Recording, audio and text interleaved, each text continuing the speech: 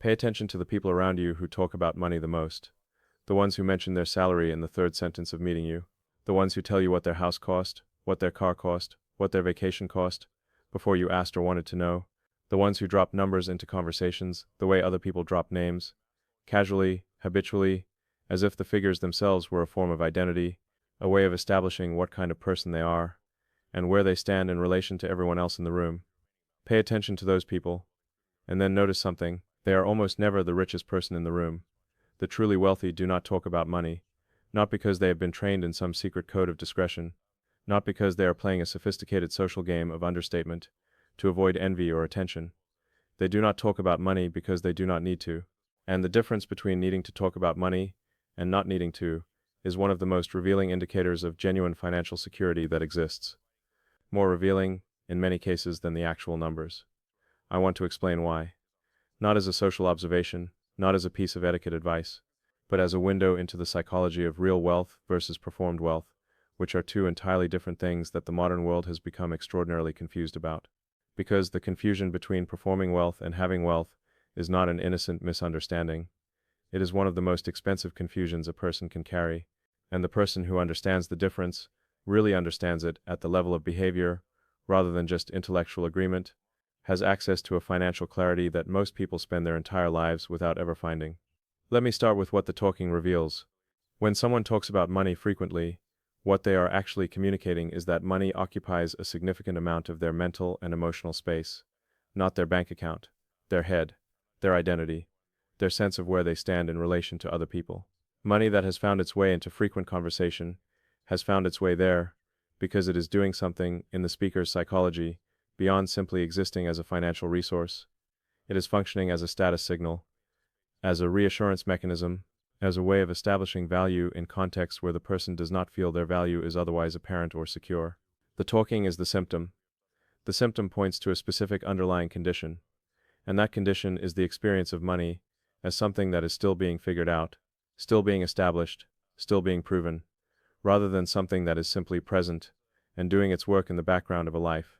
The truly wealthy stopped figuring out money a long time ago, not because they stopped caring about it or stopped thinking about it carefully, but because their relationship with it resolved into something functional and stable, rather than something anxious and performative. Money for them became a tool. And people do not talk about their tools. You do not walk into a room and mention your hammer before anyone asked.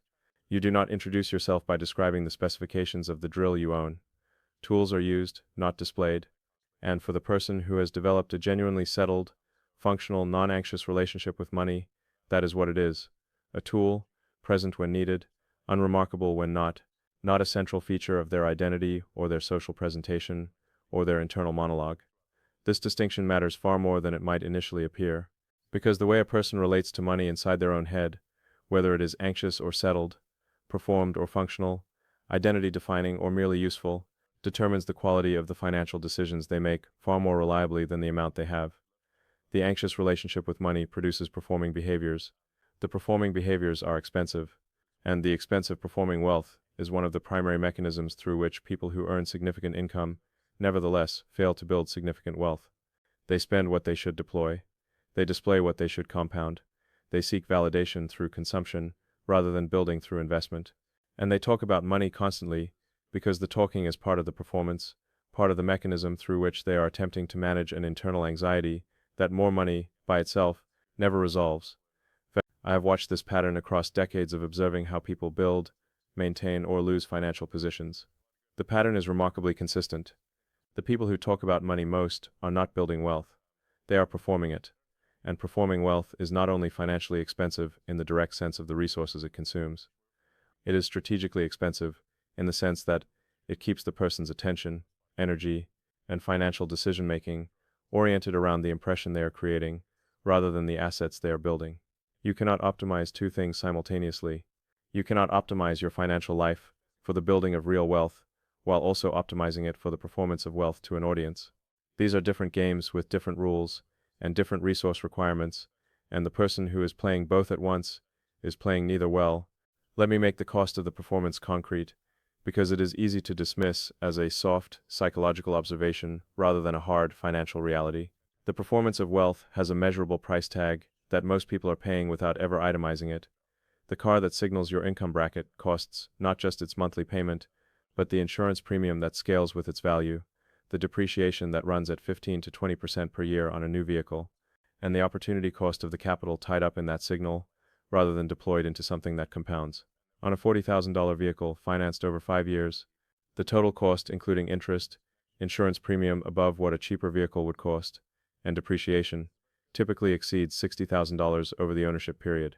Against the alternative of a reliable $15,000 vehicle and $35,000 invested at a moderate return over that same period, the gap that opens up is not incidental.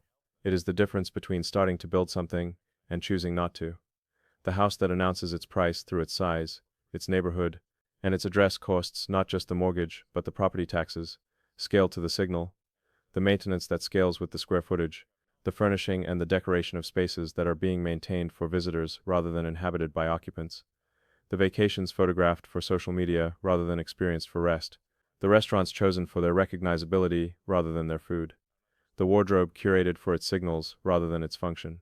None of these individual costs is extraordinary, but they share a common source, which is the decision to allocate financial resources toward the performance rather than the building, and that common source, feeding all of those streams simultaneously across a working life, produces the outcome that surprises people who earned significant money and arrived at the end of the earning years with far less than they expected, not because they were reckless, because they were performing, and the performance cost more than most people ever stop to calculate.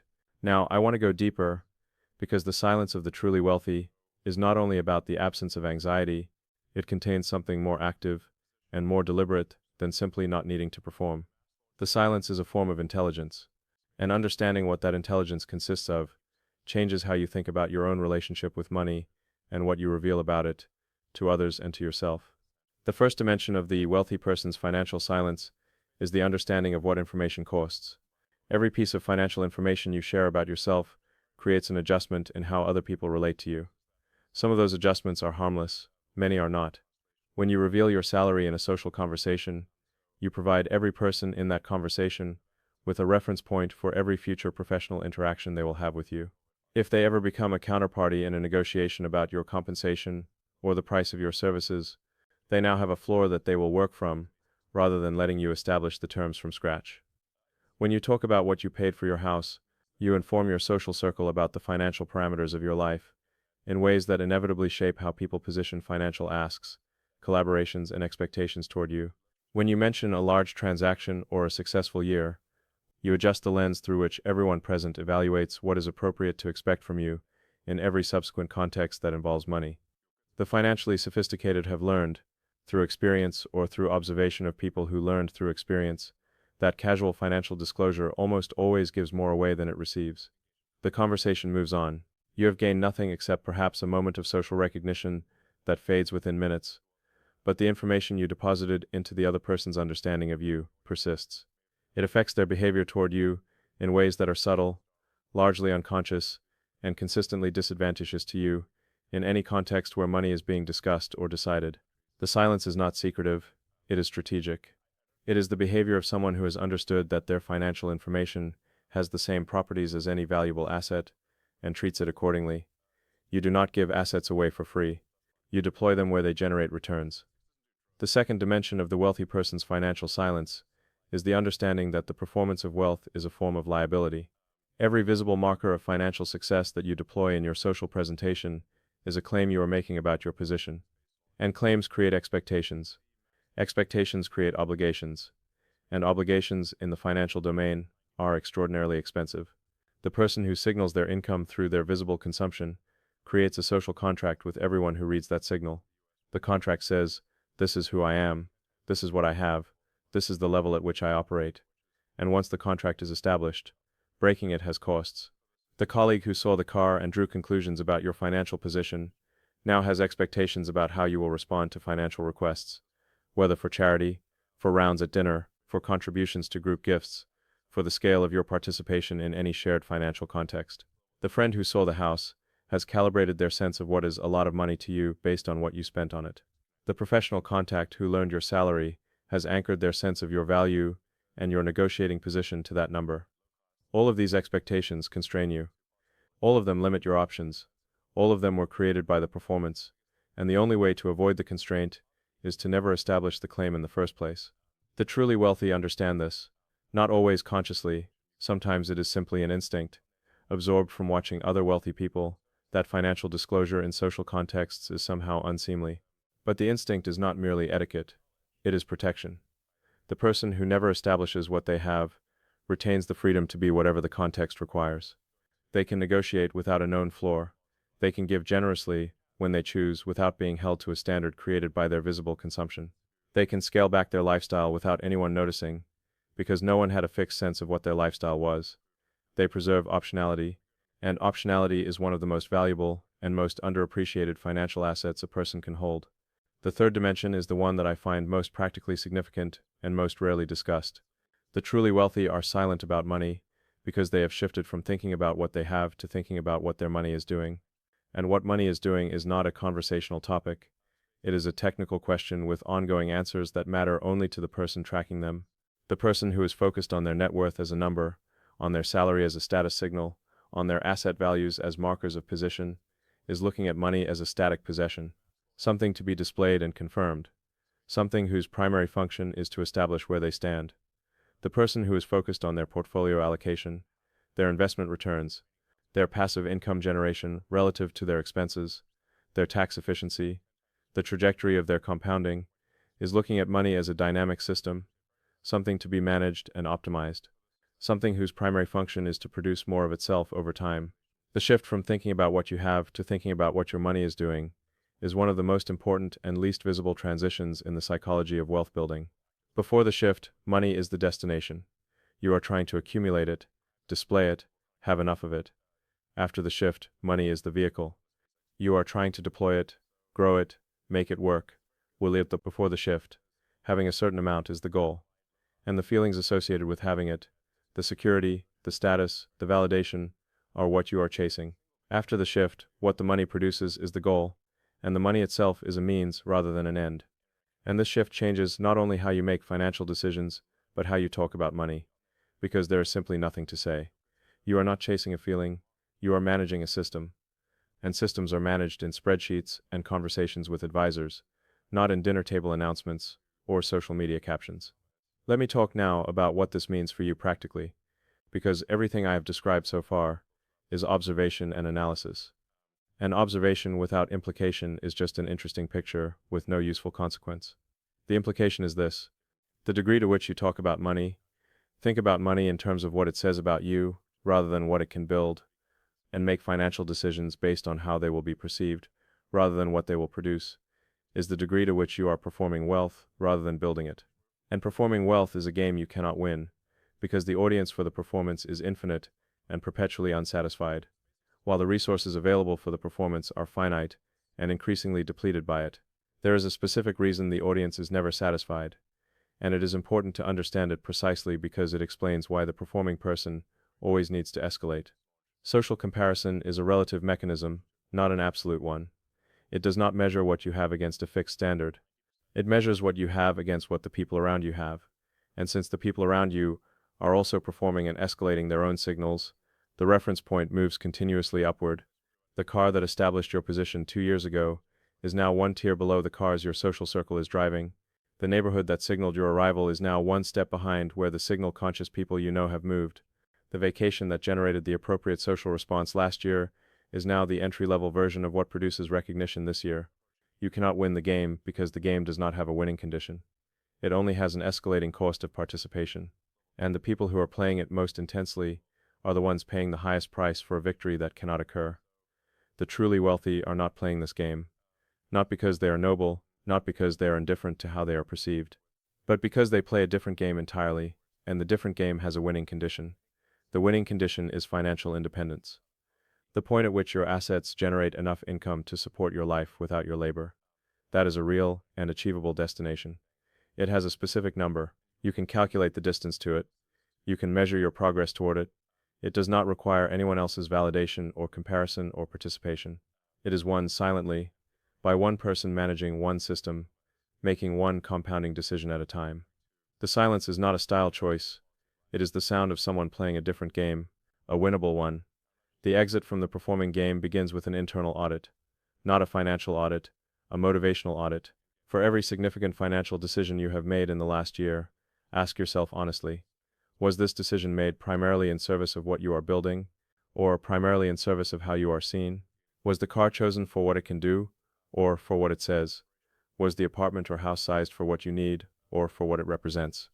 Were the restaurant choices, the travel choices, the clothing choices, made for the experience and the function, or for the signal they send to people whose opinion you are using as a substitute for your own sense of where you stand? The audit is not comfortable, it is not supposed to be. Its purpose is to make visible the proportion of your financial resources that are currently being consumed by the performance, rather than directed toward the building.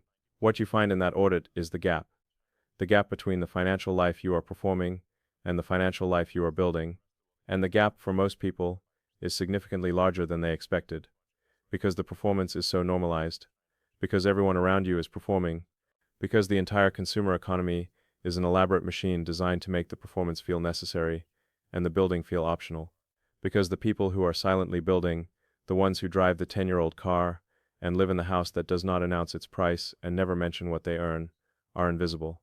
Their silence makes them invisible.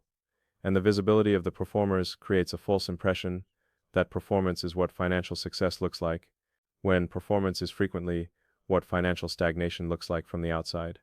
The truly wealthy are hidden in plain sight behind the loudly performing people who have far less than they appear to have. You see the performers because they want to be seen. You do not see the builders because they are focused on something other than being seen. The genuinely wealthy, the people who have built something real and lasting and functional, tend to share certain quiet characteristics. They are curious about money in a technical rather than emotional way. They talk about investment structures, about tax efficiency, about the management of specific financial decisions, in contexts where those conversations are appropriate and productive with people who share that technical interest. They find these conversations genuinely interesting, the way a craftsperson finds the technical details of their craft interesting, not as performance but as engagement with something they care about and have invested themselves in understanding. But they do not signal in social contexts. They do not drop numbers. They do not reach for financial details when simpler information would serve the conversation just as well. They have the comfortable, quiet confidence of people who know exactly where they stand and do not need others to confirm it. They are not trying to convince you of anything. They are not establishing a position. They are simply present, their financial life running in the background, doing its work, requiring no announcement because the work is the point, not the recognition of the work. This is also why the observation of genuine wealth, when you have access to it, is so instructive. Not the observation of people who appear wealthy, the observation of people who are. The distinction is visible once you know what to look for. The person who is performing wealth draws attention to it. The person who has it draws attention to everything else. They are curious about you, about ideas, about the world, in a way that is not deflected or made anxious by financial comparison, because financial comparison is simply not happening for them. They have no position to defend, and nothing to establish. They are free in the most literal sense from the social game that most people are playing around money. And that freedom, the freedom of someone who has resolved their financial identity and no longer needs the external validation of the performance, produces a quality of presence that is unmistakable once you have seen it enough times to recognize it. The freedom is the product, not the number, the freedom from needing to establish the number, and the freedom, importantly, can be built before the number arrives. Not completely, not with the full ease of someone who has genuinely arrived, but the practice of it, the deliberate choosing of building over performing, produces a version of that freedom in smaller increments with every decision. Every time you choose the functional car over the signal car, you are practicing the freedom. Every time you redirect the money that would have gone to the performance into the account that builds toward independence, you are practicing the freedom. Every time you allow a conversation about money to pass without volunteering your financial position into it, you are practicing the silence that is the sound of the freedom, and practice, compounded across enough time, builds the thing itself. The wealthy are silent because they are free. The freedom came from the building came from the silence. It is a circle, and you can enter it at any point in either direction, from wherever you are right now. Start with the silence. Start with the next conversation about money that you allow to pass without performing in it. Start with the next financial decision you make by asking what it builds, rather than what it signals. Start there, just there, and the circle begins. From wealth as something you perform, to wealth as something you have. From financial anxiety, managed through display, to financial security, that requires no display because it is not anxiety at all. It is simply the settled, functional, unremarkable condition of a person who built something real and knows it without needing anyone else to confirm it. I want to give you something specific to watch for in yourself, because the performance to building shift does not happen all at once. It happens incrementally, decision by decision, and each decision either moves you toward the silence of the builder or keeps you in the noise of the performer. The decisions to watch are not the big ones. The big decisions, the house, the car, the career choice, are visible enough that most people at least think about them. The decisions to watch are the small ones, the ones that happen reflexively, automatically, without deliberation. The meal ordered at a restaurant when you are with people you want to impress. The version of an item chosen when a cheaper version would serve exactly the same function. The story told at a dinner party that happened to include a number you did not need to include. The social media post that framed an experience in a way that communicated cost or access or membership in a certain tier. These small decisions, made dozens of times a week, add up to either a consistent pattern of performing or a consistent pattern of building, and the pattern is not set by the occasional large decision. It is set by the everyday automatic ones. The way to change the pattern is not to white-knuckle your way through the performing impulse every time it arises. That is exhausting and unsustainable, and produces the joyless, anxious financial discipline that nobody wants and very few people maintain. The way to change it is to shift the identity underneath the decisions. When your identity is that of a person who is building something, the impulse to perform becomes less frequent and less compelling. Not because you have suppressed it, but because it is simply less relevant to who you are. A builder does not reach for the signal. A builder reaches for the tool. And the reaching for the tool becomes automatic when you have genuinely decided that building is what you are doing. That decision is available to you right now. Not after a certain number is reached, not after the circumstances change, or the income increases, or the debt is cleared.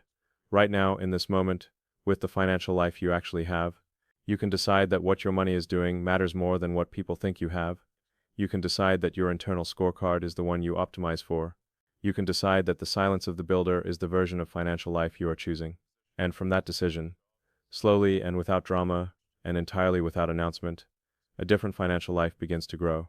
If you want to know where your financial psychology actually is right now, the most honest indicator is not your bank balance or your investment portfolio or your net worth. It is what you do when money comes up in conversation. Do you reach for it? Do you volunteer information that was not requested? Do you feel the pull to establish your position, to signal your level, to make sure the people around you understand what you have or what you earn or what things cost you? If the answer is yes, you are not yet where the wealthy are, not because of your numbers, because of your relationship with your numbers. And the relationship with the numbers is where everything starts, because the relationship determines the decisions, and the decisions compounded across years determine the numbers. Change the relationship, not the number, the relationship, because the number will follow the relationship much more reliably than the relationship will follow the number. More money given to a person who performs their financial identity does not produce the quiet, settled, functional relationship with money that the truly wealthy have. It produces a more expensive performance, and a more expensive performance produces a faster depletion of whatever the number was. There is no amount of money that cures the performing impulse. There is only the decision to stop performing, which can be made with any amount, which can be made today. The truly wealthy do not talk about money because they do not need to. And the day you stop needing to is not the day your account reaches a specific number. It is the day your relationship with what the number means changes. That day can be today. It does not require a different balance. It requires a different orientation, one that turns attention from the audience watching the performance to the system being built, one that shifts the definition of financial success from what other people can see to what your money is quietly doing, one that makes the silence feel not like concealment, but like completion. That silence is what wealth actually sounds like. And it is available to you before the number arrives, which is also, not coincidentally, one of the reasons the number eventually arrives.